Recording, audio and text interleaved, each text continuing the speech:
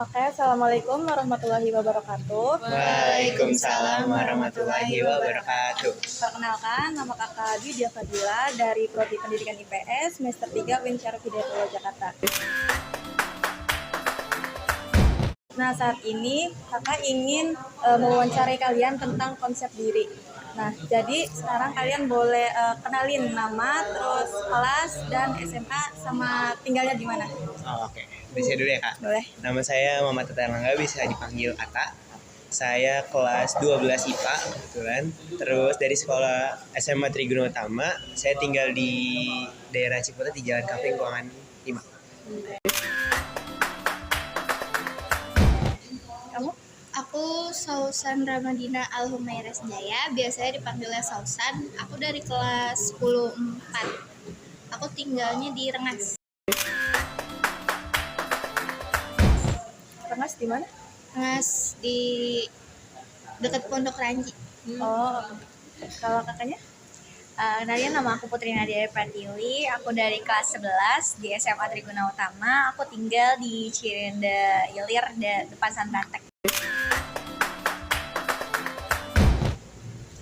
Oke, jadi di sini ada 10 soal tentang konsep diri, ada 5 konsep diri positif dan 5 konsep diri negatif.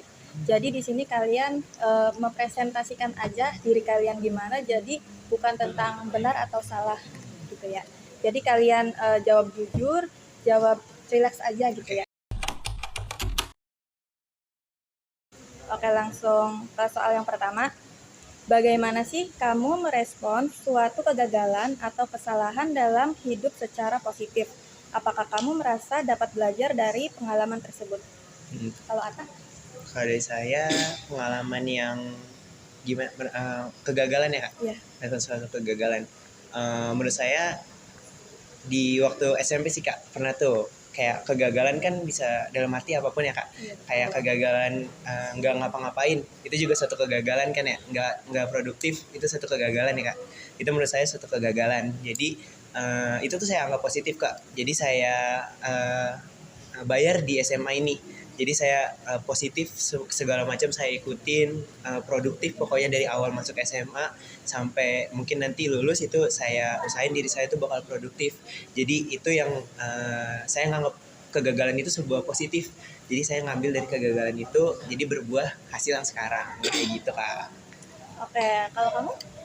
Kalau aku paling kalau ngerasa aku lagi ada di situasi aku gagal, aku bakal lebih refleksi ke diri aku dulu sendiri, mikir mungkin kayak gimana caranya aku bisa ngurangin kegagalan itu dan coba buat bangkit dan bisa jadi lebih lebih berkembang gitu ke depannya. Paling itu aja sih. Kalau katanya? Kalau dari aku sendiri, ketika aku mengalami kegagalan, pertama aku bakal ngeliat dulu nih, introspeksi diri dulu kenapa bisa ngelakuin kegagalan tersebut. Terus setelah itu lebih ke refleksi lagi, gimana cara ngurangin dan supaya nggak ngelakuin hal yang sama. Terus habis itu lebih bisa menerima lagi sih, karena kan kegagalan juga udah mungkin jalannya juga ya, nggak bisa kita tunda-tunda gitu. Oke, berarti dari kegagalan tersebut kalian bisa ngambil pelajarannya gitu ya. Betul. Lanjut soal yang kedua. Apakah kamu merasa diterima, dihargai oleh orang-orang di sekitar kamu? Dari sepanjang hidup saya sih, saya dihargain terus, Kak, di sekeliling saya. Nggak pernah ngerasain dikucilin atau dibully lah notabene-nya. Kayak gitu sih, Kak, selalu dihargain sih. Kalau aku pernah ngerasa aku dibully, mungkin ya pas kecil ada beberapa perasaan kayak aku tahu aku dikucilin, aku dianggap beda sama yang lain, tapi menurut aku ya nggak apa-apa gitu. Itu pas masa sekolah. Iya, Dikucilinnya karena apa kalau tahu? masih kecil banget sih kayaknya, itu kayak ledekan anak-anak SD lah gitu. Jadi kayak Namanya juga masih kecil. iya, jadi mikirnya ya udah apa-apa. Kalau katanya? Kalau dari aku sendiri, aku ngerasa udah dihargain sih, nggak ada dikucil-kucilin lagi. Dari ini SD sampai sekarang, Iya, alhamdulillah. kalau di lingkungan keluarga atau masyarakat itu gimana?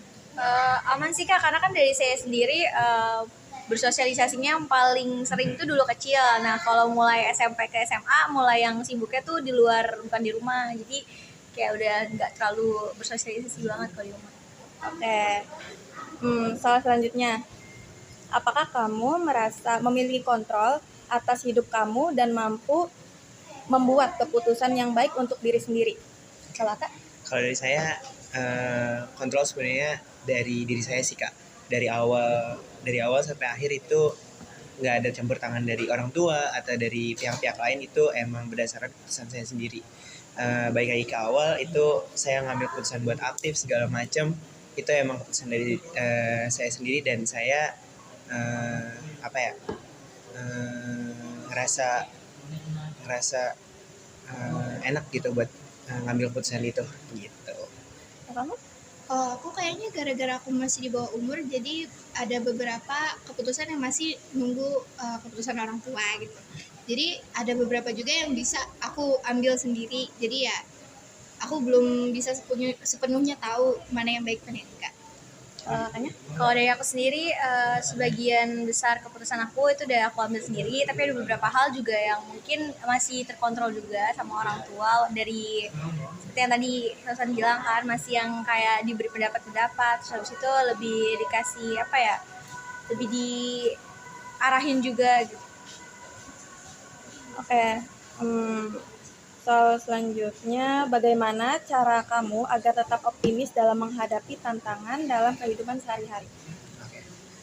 Itu awalnya gini sih kak, punya niat sama tujuan aja. Jadi kalau misalnya kita udah punya tujuan tentang suatu hal yang ingin kita capai, segala macam tentang tantangan atau urusan yang rintangan-rintangan yang bakal kita hadapin, itu bakalan ngerasa kita enjoy aja, kita have fun. Walaupun kita sibuk, kita ribet tiap hari, kita hektik, rusuh mungkin tiap di kesehariannya, mungkin bisa sampai toxic, manajemen waktunya bisa jadi toxic. Tapi kalau misalnya kita have fun, kita yang punya tujuan, itu bakalan enjoy aja sih kak, kayak gitu. Kalau boleh tahu, apa sih yang bikin kamu tetap semangat gitu, tetap optimis dalam menjalani hidup?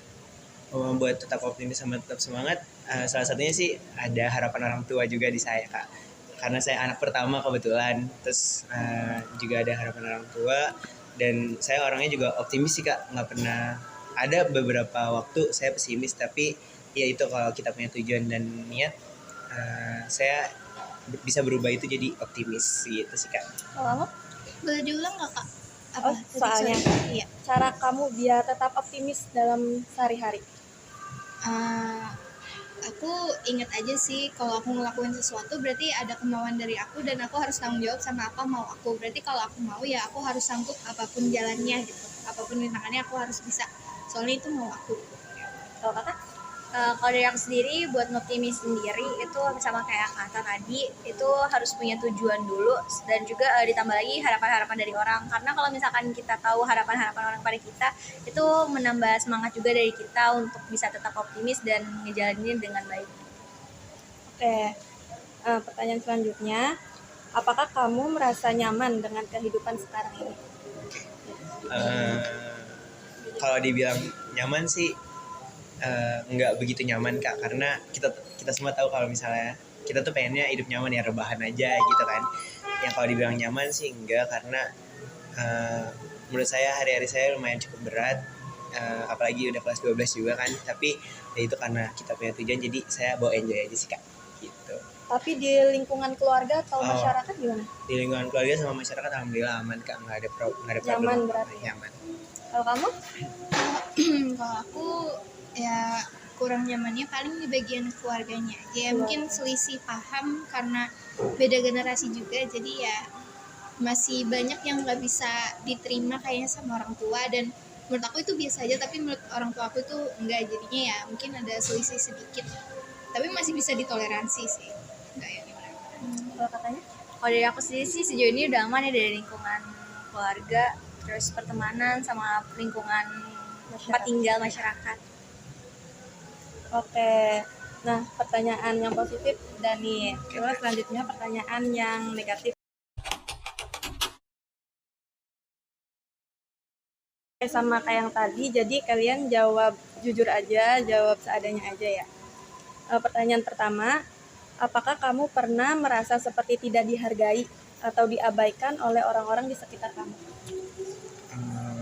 Enggak sih kak, nggak pernah ngerasa kayak gitu sama kayak jawaban tadi. Saya nggak pernah ngerasa kayak gitu sih kak. Di keluarga sama di lingkungan juga? Nggak pernah, alhamdulillah. Kalau kamu? Kalau kalau aku mungkin ada beberapa saat ngerasa nggak dianggap atau nggak dihargai gitu ya. Mungkin karena emang karakter orang tua aku yang nggak bisa aku ubah juga, jadi mungkin emang aku bawa terus, dan mereka juga kayaknya hektik, jadinya ngelimpahinnya kalau nggak ke aku siapa lagi gitu. Jadi paling itu aja sih Tapi tanggapan kamu gimana? tanggapan aku. Maksudnya gimana akunya? Iya, Kalau aku perasaan sih, kamu ketika orang tua kamu seperti itu. aku sedih, cuman aku bisa ngertiin kenapa mereka kayak gitu ke aku. Cuman ya nggak apa-apa lah, mereka juga capek gitu. Ya, pengertian sekali.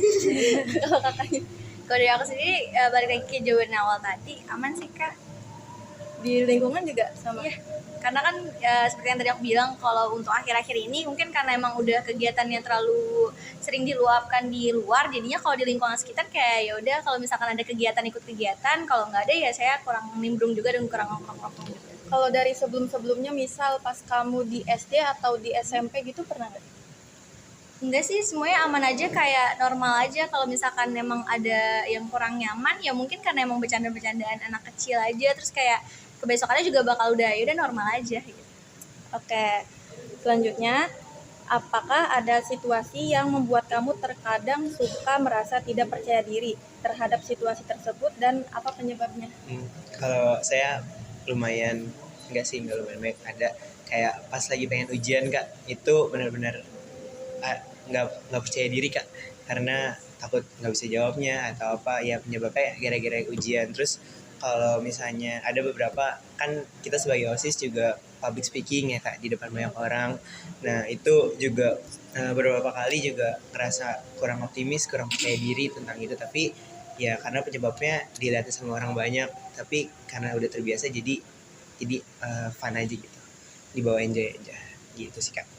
Tapi bagaimana caranya kamu supaya biar tetap percaya diri gitu ya, ketika public speaking ataupun ketika ujian? Kalau misalnya lagi ujian sih ya dengan belajar ya kak, dengan belajar itu bikin percaya diri naik. Sama public speaking ya kita percaya diri aja, pede sama diri kita. Sama jam terbang juga itu sih kak, mempengaruhi. Makin sering kita public speaking, makin percaya diri kita gitu. Kalau kamu? Kalau aku paling ya kalau orang tua aku lagi ada selisih pendapat gitu, terus kenanya atau imbasnya ke aku, paling itu bikin mood aku hancur aja sih kak. Kadang males ngomong sama orang lain, cuman kadang aku mikir kayak aku nggak boleh kayak gini gitu. Kayak kalau ini emang masalah aku nggak boleh ngeluapin ke orang lain. Tapi kalau di sekolah kamu percaya diri? Aku ngerasa aku cukup percaya diri sih kak, buat semua yang aku lakuin di sekolah, yang aku kerjain gitu, aku cukup percaya diri. Kalau kakaknya? Kalau dari aku sendiri untuk akhir-akhir ini cukup percaya diri. Tapi kalau misalkan untuk beberapa waktu silam, mungkin beberapa tahun yang lalu, cukup ya adalah rasa nggak percaya diri. Karena kan kayak kita beradaptasi juga ya sama dunia yang namanya remaja, dimana kita harus benar-benar bisa membuka diri. Nah kalau membuka diri itu lumayan yang kurang percaya diri, karena kan mikir lagi takutnya nanti takut salah teman atau kayak gimana. Itu yang buat diri kayak kayaknya gue nggak usah deh, kayak jadinya nggak percaya gitu. Kalau cara biar ini percaya diri lagi gimana? Percaya aja sih, kayak gimana ya, kayak udah berusaha positive thinking aja, dan kayak nggak mikirin hal-hal buruk. Kayak kalaupun ada hal-hal buruk ya itu mungkin dari bentuk prosesnya. Oke, selanjutnya, apakah kamu jarang diberikan pujian dan hadiah apabila kamu mencapai suatu prestasi? Dari saya sendiri enggak sih kak, karena di lingkungan keluarga juga sangat support saya. Dan untuk pujian sering dapat, tapi kalau buat hadiah cuman di beberapa yang gede, benar-benar gede banget prestasinya, baru dikasih hadiah gitu. Tapi kalau pujian alhamdulillah selalu dikasih. Kalau ketika sedang ulang tahun, banyak yang Ngucapin banyak, kalau pujian banyak pujian, tapi makin gede hadiahnya ya. Kirim doa aja. iya, kirim doa aja. Kalau kamu? Kalau aku dari lingkungan keluarga emang dari culture, kayak emang dari culture atau didikan orang tua aku yang dulu, mereka tuh emang tipikal yang cuek banget kalau buat apresiasi. Cuman kalau kayak diem-diem ngasih hadiah itu kadang beberapa kalau aku emang ngelakuin sesuatu yang mereka suka dan mereka dukung, itu aku pasti dapat sesuatu gitu. Walaupun aku nggak minta, pasti orang tua aku pasti bisa fasilitasin aku buat aku, ya buat mendampingin aku lah. Cuman kalau dari sisi secara verbal itu emang kurang, tapi ya apa. Kalau kakaknya? Kalau dari aku sendiri buat pujian sama hadiah itu sebenarnya enggak yang secara terus terang gitu ya, kayak memberikan pujian secara langsung itu enggak. Tapi kalau misalkan dari aku sendiri itu melihat bentuk pujiannya itu dari yang kayak senangnya dari mereka, muka-muka mimiknya mereka, terus habis itu bagaimana mereka bisa ngedukung gitu aja sih Kak. Tapi respon kalian ketika enggak dikasih pujian gitu, enggak dikasih hadiah gimana? Kalau dari saya sih kayak ya udah aja nggak apa-apa, yang penting kita bisa apa ya, ngasih kebahagiaan kepada diri kita sendiri gitu. Karena kan apa yang kita lakuin buat diri kita, bukan orang lain. Kadang sedih sih sedikit, misalkan kalau emang aku bener-bener ngelakuin kayak aku pengen orang tua aku tuh tahu kayak aku tuh ngelakuin ini loh, terus tolong dong kasih aku pujian gitu sedikit gitu. Walaupun kadang enggak ya, emang udah biasanya juga kayak gitu, jadi ya udah aku maklumin aja. Kalau kamu? Kalau saya ada beberapa rasa kecewa sih Kak, tapi nggak sampai yang mendalam mungkin saya kayak Putri atau Sausan, karena syukurnya saya sering dikasih pujian sih Kak gitu. Oke. Soal selanjutnya, bagaimana perasaan kamu ketika mendapatkan kritik atau merasa tidak diterima oleh guru atau teman sekelas? Gitu. Kalau buat dapat kritik pasti saya terima kalau misalnya kritik tentang diri saya sendiri. Tapi kalau misalnya buat nggak diterima sama teman sekelas sama guru, itu saya nyoba buat gimana sih pandangan kamu terhadap saya gitu. Apa yang perlu saya ubah atau ada yang salah kah dari diri saya kayak gitu. Mungkin saya nyoba buat ngobrolin dulu ke mereka gimana pendapat mereka tentang saya, pandangan mereka terhadap saya. Mungkin itu bisa saya perbaikin atau bisa ada yang saya ubah kayak gitu Kak. Mungkin biar kedepannya itu bisa saling temenan atau enggak, atau mungkin bisa diterima oleh guru sama teman-teman yang lain gitu. Oke, kalau kamu? Kalau aku kritik, aku sih kadang suka apa ya, kayak apa ya, secara langsung bilang kayak kalau emang ada yang salah tuh langsung bilang aja, aku bakal bisa coba buat memperbaikin itu gitu. Jadi terus terang aja sih, aku nekanin dari awal. Terus kalau nggak terima di lingkungan kelas atau guru sih, ya mau nggak mau aku yang menyesuaikan diri kan, soalnya ya berarti itu dari publik yang nggak suka sama aku gitu, bukan dari satu individu. Kalau kakaknya? Kalau dari aku sendiri ya tentu aku sangat membuka kritikan orang, karena kan dari diri kita sendiri tuh perlu ya saran-saran dan juga kritik dari orang lain. Kalau misalkan dari pandangan mereka nggak nerima aku, itu tuh nanti lebih ke dicari tahu lagi sih kenapa sih mereka nggak bisa nerima gitu loh, kayak apa yang bisa kita ubah supaya mereka terima lagi, jadi bisa sama-sama diselesaikan. Berarti kritik-kritik tersebut untuk memperbaiki diri kalian masing-masing. Iya betul. Benar Kak. Nah, soal terakhir nih.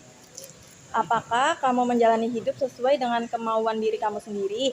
Jika tidak, apakah hal tersebut dikarenakan kamu mendapat pengontrolan yang sangat ketat dari keluarga? Kalau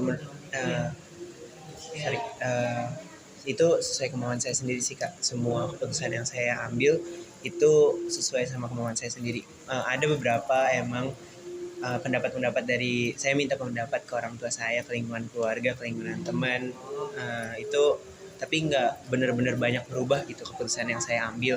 Cuman mungkin jalannya tuh lebih baik kayak gini loh, daripada yang jalan yang ini lebih baik yang ini, tapi tujuannya tetap sama gitu Kak. Mungkin kayak gitu sih Kak. Oke, kalau kamu? Kalau aku, karena yang aku bilang dari awal tadi, aku beberapa masih didikte sama orang tua aku gitu. Dalam suatu masalah dalam lingkup keluarga besar juga aku masih didikte buat A, B, C-nya ke saudara-saudara yang lain, walaupun kadang emang aku pikir tuh aku salah loh begini, cuman karena aku harus ikutin ego mereka, dan aku juga ya mau nggak mau Kak, jadi ya kadang ada beberapa, cuman untuk sekarang sih aku udah cukup bersyukur sih udah sama apa yang orang tua aku kasih. Oke, kalau kakaknya? Kalau dari aku sendiri, aku menjalani hidup ini udah sesuai dengan keputusan apa yang aku putusin, karena emang dari awal dari orang tua aku itu membebaskan dari keputusan aku. Cuma mungkin nanti beberapa saat ketika aku ngambil keputusan, nanti bakal dikasih saran-saran lagi dari mereka, dari beliau, kayak gimana sih baiknya, dan itu mungkin bisa ngerubah lagi dari apa keputusan yang awalnya. Oke, sekarang kan kalian udah SMA nih, berarti bentar lagi bakalan masuk kuliah. Nah, keputusan kuliah kalian itu berdasarkan diri kalian sendiri apa orang tua? Dari saya sendiri sih Kak, karena orang tua juga percaya semuanya sama saya, apa yang saya mau itu berarti yang saya inginin gitu. Kalau misalnya emang orang tua ngontrol diri saya, itu bukan dari kemauan saya kan, takutnya orang tua saya nggak srek gitu sama pilihan orang tua mereka, jadi semuanya dibebasin ke saya tapi dengan tanggung jawab dari saya sendiri, kayak gitu sih Kak. Oke, kalau kamu? Aku masih ada sedikit selisih paham sih, soalnya awalnya juga aku nggak mau milih SMA gitu. Aku memilihnya SMK, tapi kata ayah SMA aja, jadi aku ikut. Terus kalau buat jurusan kuliah sih aku udah beberapa kali ngomongin ke ayah gitu, kayak aku maunya ini loh, ini loh, ini loh. Tapi ayah nge banting setir itu, jadi bilang kayak kalau kamu pilih ini tuh nanti kamu begini gitu. Jadi aku belum bisa tahu gimana caranya ngomong yang baik-baik sih Kak. Kalau kakaknya? Kalau dari aku sendiri, buat keputusan kedepannya itu balik lagi ke aku, karena kan nanti yang bakal ngejalanin itu aku, dan dari orang tua juga udah ngebebasin dari gimana aku enaknya, karena balik lagi jawaban mereka kan kamu yang bakal ngelakuin dan ngelaksanain, bukan orang tua. Jadinya gimana enaknya dari aku aja. Oke, berarti pilihan kalian juga tetap didukung sama orang tua gitu ya? Nah, Oke, sudah selesai nih teman-teman. Sebelumnya terima kasih banyak ya Iya, sudah Kak. meluangkan Sama-sama, Kak. waktunya. Semoga tadi siapa namanya? Atta. Semoga Atta ini Sausan sama Putri lancar terus sekolahnya, Amin, lancar terus amin, Kak. kelasnya juga. Ya, Kakak juga ya, semoga Amin. sukses, Amin. semoga Amin. lancar. Siap. Iya, Kak. Oke, terima kasih banyak. Iya, Kak. Assalamualaikum warahmatullahi wabarakatuh. Waalaikumsalam warahmatullahi wabarakatuh. Belum Kak?